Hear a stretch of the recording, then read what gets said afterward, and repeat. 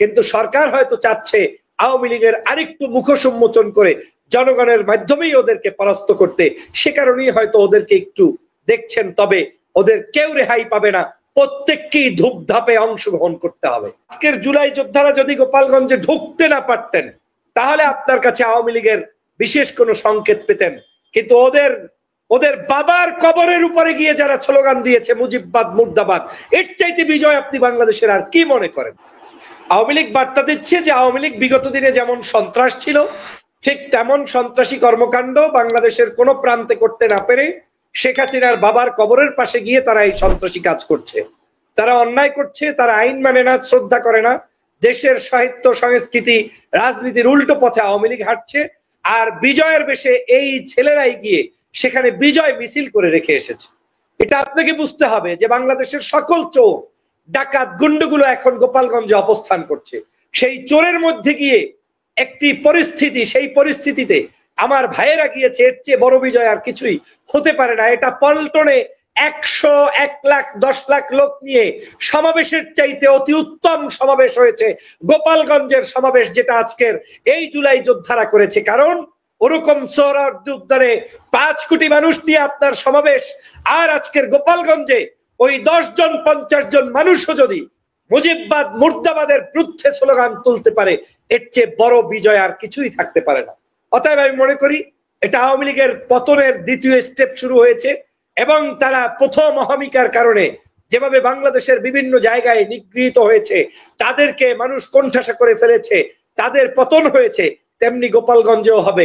হয়তো সরকার আরেকটু শক্ত হলে সেটা বহু আগেই হয়ে যেত, কিন্তু সরকার হয়তো চাচ্ছে আওয়ামী লীগের আরেকটু মুখ সম্মোচন করে জনগণের মাধ্যমেই ওদেরকে পরাস্ত করতে।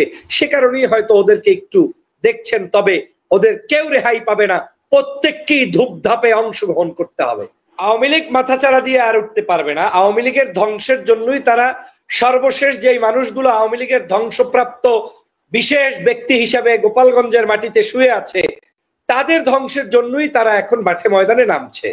তারা একটু দেখানোর চেষ্টা করছে, মিছিল করার চেষ্টা করছে, কিন্তু আপনাকে ভাবার কোনো সুযোগ নাই যেই সাহসী সন্তানরা জীবনের ঝুঁকি নিয়ে ওখানে গিয়েছে, এই সন্তানরা জীবিত থাকতে কোনোদিন আওয়ামী লীগের অস্তিত্ব বাংলাদেশে থাকবে না, হবে না, হতে পারে না।